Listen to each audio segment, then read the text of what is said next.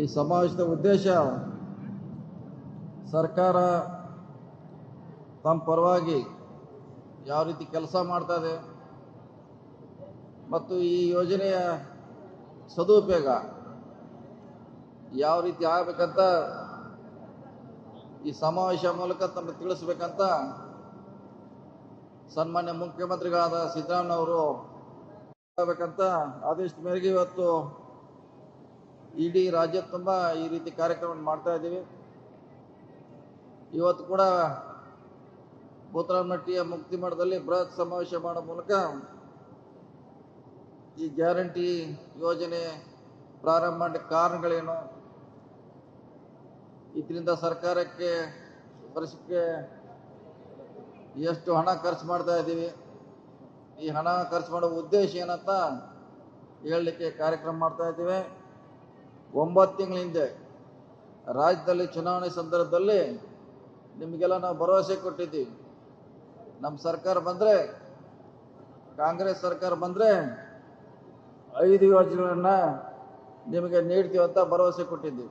ಅವು ಯಾವಂದ್ರೆ ಈಗ ನಿಮಗೆ ಗೊತ್ತಿರುವಂಥ ವಿಚಾರ, ಅನ್ನಭಾಗ್ಯ, ಗೃಹಲಕ್ಷ್ಮಿ, ಗೃಹಜ್ಯೋತಿ, ಶಕ್ತಿ ಯೋಜನೆ ಮತ್ತು ಯುವನಿಧಿ ಯೋಜನೆಯನ್ನ ನಮ್ಮ ಸರ್ಕಾರ ಏನು ಹೇಳಿದ್ದೀವಿ, ಏನು ಮಾತು ಕೊಟ್ಟಿದ್ದೀವಿ, ಅದನ್ನು ನಿಮಗೆ ಈಗಾಗಲೇ 6 ತಿಂಗಳಿಂದ ಯೋಜನೆಯನ್ನು ನಿಮಗೆ ತಲುಪಿಸುವಂಥ ಕೆಲಸವನ್ನು ಮಾಡ್ತಾ ಇದ್ದೀವಿ.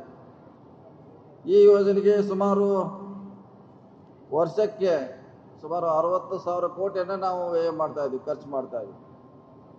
ಅದ್ರಾಗ ಅರ್ಧಷ್ಟನ್ನ ಗೃಹಲಕ್ಷ್ಮಿಗೆ ಮಾಡ್ತಾ ಇದ್ದೇವೆ. 30,000 ಕೋಟಿವರೆಗೆ ಗೃಹಲಕ್ಷ್ಮಿಗೆ ಖರ್ಚು ಮಾಡ್ತಾ ಇದ್ದೀವಿ. ಇನ್ನು ಬೇರೆ ಬಸ್ ಇರ್ಬೋದು, ವಿದ್ಯುತ್ ಇರ್ಬೋದು, ಯುವನಿಧಿ ಇರ್ಬೋದು, ಅನ್ನಭಾಗ್ಯಕ್ಕೆ ಇನ್ನು 30,000 ಖರ್ಚನ್ನು ಮಾಡ್ತಾ ಇದ್ದೀವಿ. ಕರ್ನಾಟಕವನ್ನು ಹಸಿವು ಮುಕ್ತ ರಾಜ್ಯ ಮಾಡಬೇಕಂತ ಸಿದ್ದರಾಮಯ್ಯ ಕನಸಾಗಿದೆ. ಆ ಕನಸಿಗೆ ಅನುಗುಣವಾಗಿ ಇವತ್ತು ಈ ಎಲ್ಲ ಕಾರ್ಯಕ್ರಮಗಳನ್ನು ನಿಮಗೆ ಸರ್ಕಾರ ಕೊಡ್ತಾ ಇದೆ. ಪ್ರತಿ ತಿಂಗಳು ಮೊದಲನೇ 10 ತಾರೀಕಿನೊಳಗೆ ಈ ಯೋಜನೆ ನಿಮ್ಮ ಅಕೌಂಟಿಗೆ ನೇರವಾಗಿ ಅಕೌಂಟಿಗೆ ಬರ್ತಾ ಇರುತ್ತೆ. ತಮಗೆಲ್ಲ ಗೊತ್ತಿರುವಂಥ ವಿಚಾರ. ಈಗಾಗಲೇ ಸುಮಾರು 100 ಕೋಟಿಗಳನ್ನು ನಮ್ಮ ಜಿಲ್ಲೆಯಲ್ಲಿ ಖರ್ಚು ಮಾಡಿದ್ವಿ. ಅದು ಬಸ್ ಇರ್ಬೋದು, ಗೃಹಲಕ್ಷ್ಮಿ ಇರ್ಬೋದು, ವಿದ್ಯುತ್ ಇರ್ಬೋದು, ಅನ್ನಭಾಗ್ಯಕ್ಕೆ ಇರ್ಬೋದು, ಯುವನಿಧಿಗೆ ಖರ್ಚು ಮಾಡೋದನ್ನು ನಮಗೆ ತಿಳಿಸ್ಲಿಕ್ಕೆ ಯೋಜನೆ ಮಾಡ್ತಾ ಇದೆ. ಕಾಂಗ್ರೆಸ್ನ ಸರ್ಕಾರ ರಾಜ್ಯದಲ್ಲಿ ಅಧಿಕಾರಕ್ಕೆ ಬಂದಿರಬಹುದು, ಕೇಂದ್ರದ ಅಧಿಕಾರ ಬಂದಾಗ ಇದು ಬಡವರ ಪರವಾಗಿ ಮಾಡುವಂಥ ಕಾರ್ಯಕ್ರಮ ಈ ಸರ್ಕಾರ ಮಾತ್ರ ತಿಳಿಸ್ಲಿಕ್ಕೆ ಸಮಾವೇಶ ಮಾಡ್ತಾ ಇದೆ.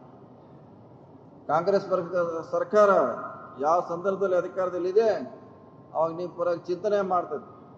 ನಿಮ್ಮ ಬೆಳವಣಿಗೆ, ನಿಮ್ಮ ಏಳಿಗೆಗೆ, ನಿಮ್ಮ ಆರ್ಥಿಕ ಸಬಲೀಕರಣ ಇರ್ಬೋದು, ನಿಮ್ಮ ಮಕ್ಕಳ ಶಿಕ್ಷಣ ಇರ್ಬೋದು, ಇದೆಲ್ಲ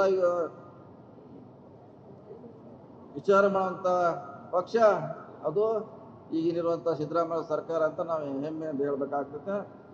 ನಮ್ಮ ಅವಧಿಯಲ್ಲಿ ಸಾಕಷ್ಟು ವಸತಿ ಶಾಲೆಗಳನ್ನು ಮಾಡಿದ್ದೀವಿ. ಮುರಾರ್ಜಿ ಇರ್ಬೋದು, ಕಿತ್ತೂರು ರಾಣಿ ಇರ್ಬೋದು, ಹಲವಾರು ವಸತಿ ಶಾಲೆಗಳನ್ನು ಮಾಡಿದ್ದೀವಿ. ಹಲವಾರು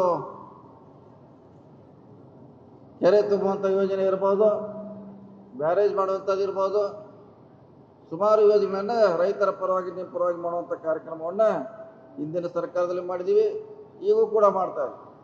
ವಿಶೇಷವಾಗಿ ಯಮಕಂಡಮಾಡಿಯಲ್ಲಿ ನಾವು ಶಾಸಕರಾದ ಮೇಲೆ ಕಳೆದ 15 ವರ್ಷಗಳಲ್ಲಿ ಉತ್ತಮ ರಸ್ತೆ, ಉತ್ತಮ ಸರ್ಕಾರಿ ಶಾಲೆಗಳನ್ನು, ಕೆರೆ ತುಂಬುವುದಿರ್ಬೋದು, ಕುಡಿಯುವ ನೀರಿಗೆ ಆದ್ಯತೆಯನ್ನು ಕೊಟ್ಟಿರೋದನ್ನು ನಾವು ನೋಡ್ತಾ ಇದ್ದೀವಿ.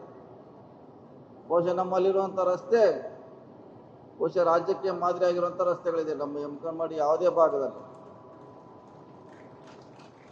ಭಾಗದಲ್ಲೂ ಕೂಡ ನಮ್ಮ ರಾಜ್ಯಕ್ಕೆ ಮಾದರಿಯಾಗುವಂಥ ರಸ್ತೆಗಳನ್ನು ನಾವು ಮಾಡಿದ್ವಿ. ಬಹುಶಃ 10 ವರ್ಷದಿಂದ ರಸ್ತೆ ಮಾಡಿದ್ರು ಕೂಡ ಇವತ್ತಿಗೆ ನೋಡ್ಬೋದು ಹಾಗೇ ಇದೆ. 10 ವರ್ಷಗಳಿಂದ ಮಾಡಿದ ರಸ್ತೆ ಇವತ್ತು ಕೂಡ ಅದು ಹಾಗೆ ಗಟ್ಟಿಮುಟ್ಟಾಗಿ ಉಳಿದಿದೆ.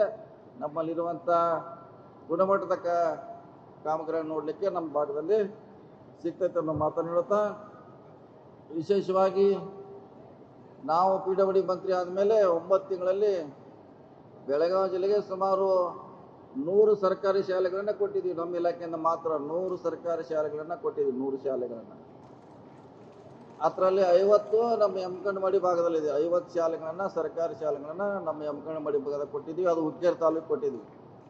ಮುಂದಿನ ಸಾರಿಗೆ 50ನ ಬೆಳಗಾವಿ ತಾಲೂಕಿಗೆ ಕೊಡುವ ಮೂಲಕ ಸರ್ಕಾರಿ ಶಾಲೆ ಮಾದರಿ ಶಾಲೆಯನ್ನು ಮಾಡಲಿಕ್ಕೆ ನಮ್ಮ ಪ್ರಯತ್ನ ಇದೆ. ಬೆಳಗಾವಿಯಲ್ಲಿ ಕೂಡ 50 ಕೋಟಿ ರೂಪಾಯಿದಲ್ಲಿ ಕ್ರೀಡಾಂಗಣ ಮಾಡ್ತಾ ಇದ್ವಿ. 50 ಕೋಟಿ ರೂಪಾಯಿದಲ್ಲಿ ಹೊಸ ಕ್ರೀಡಾಂಗಣ ಮಾಡ್ತಾ ಈಗಾಗಲೇ ಅದಕ್ಕೆ ನಮ್ಮ ಇಲಾಖೆಯಿಂದ 10 ಕೋಟಿ ರೂಪಾಯಿನ ಕೊಟ್ಟಿದ್ದೇವೆ. ಪ್ರತಿ ವರ್ಷ ಅದಕ್ಕೆ 10 ಕೋಟಿ ಕೊಡುವ ಮೂಲಕ ಉತ್ತಮ ಕ್ರೀಡಾಂಗಣವನ್ನು ಬೆಳಗಾವಿಯಲ್ಲಿ ನಾವು ನಿರ್ಮಾಣ ಮಾಡ್ತಾ ಇದ್ದೀವಿ.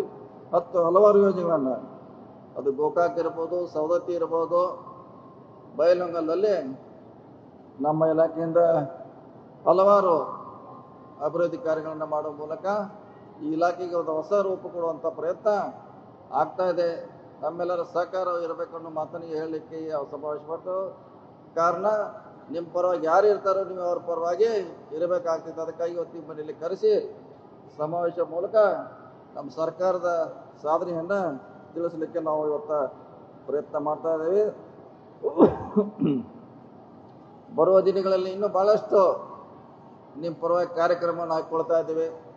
ಈ ಜಿಲ್ಲೆಯ ಸರ್ವಾಂಗೀಣ ನೀರಾವರಿ ಯೋಜನೆಗಳಿರ್ಬೋದು, ರಸ್ತೆಗಳಿರ್ಬೋದು, ಅಥವಾ ಇನ್ನಿತರ ಶೈಕ್ಷಣಿಕ ಕಾರ್ಯಕ್ರಮವನ್ನು ನಾವು ಮಾಡುವಂಥ ಪ್ರಯತ್ನವನ್ನು ಮಾಡಿದ್ವಿ.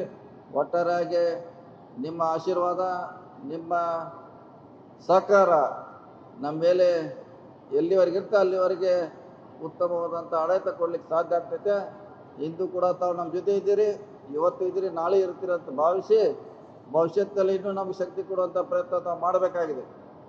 ಬರುವಂಥ ದಿನಗಳಲ್ಲಿ ನಿಮ್ಮ ಶಕ್ತಿ, ನಿಮ್ಮ ಆಶೀರ್ವಾದ ನಮ್ಮ ಮೇಲೆ, ನಮ್ಮ ಸರ್ಕಾರದ ಮೇಲೆ ಇರಲಿ ಅನ್ನೋ ಮಾತನ್ನು ಮತ್ತೊಮ್ಮೆ ಹೇಳುತ್ತಾ, ಈ ಯೋಜನೆ ನಿಮ್ಮ ಮಕ್ಕಳ ಶಿಕ್ಷಣಕ್ಕೆ ನೀವು ಹೆಚ್ಚು ಒತ್ತು ಕೊಡಬೇಕಾಗಿದೆ. ಅದಕ್ಕೆ ಖರ್ಚು ಮಾಡಿ, ನಿಮ್ಮ ಆರ್ಥಿಕ ಸಬಲೀಕರಣಕ್ಕೆ ಈ ಹಣವನ್ನು ಖರ್ಚು ಮಾಡುವಂಥ ಪ್ರಯತ್ನ ಮಾಡಿ.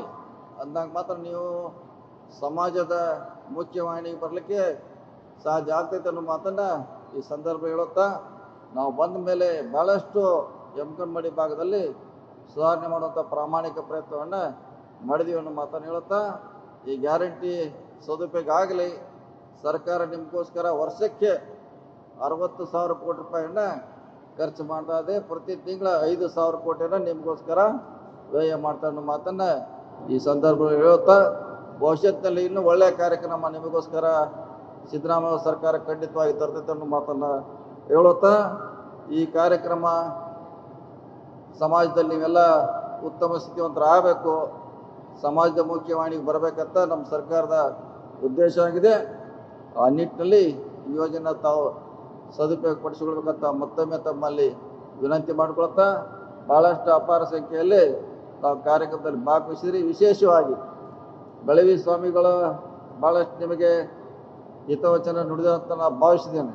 ತಾವು ಯಾವ ರೀತಿ ಬದಲಾವಣೆ ಆಗಬೇಕು, ಯಾವುದನ್ನು ಮಾಡಬೇಕು, ಯಾವುದನ್ನು ಮಾಡಬಾರದು ಅಂತ ಬಹುಶಃ ಭಾಳಷ್ಟು ನಿಮಗೆ ಮನಮುಟ್ಟುವಂತೆ ಹೇಳಿದಾರಂತ ನಾನು ಭಾವಿಸ್ತಾ ಇದ್ದೇನೆ.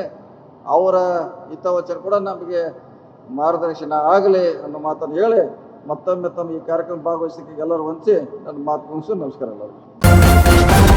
ನ್ಯೂಸ್ ಫಸ್ಟ್ ನಿರ್ಭೀತಿಯಿಂದ ನಿಮ್ಮ ಪರವಾಗಿ.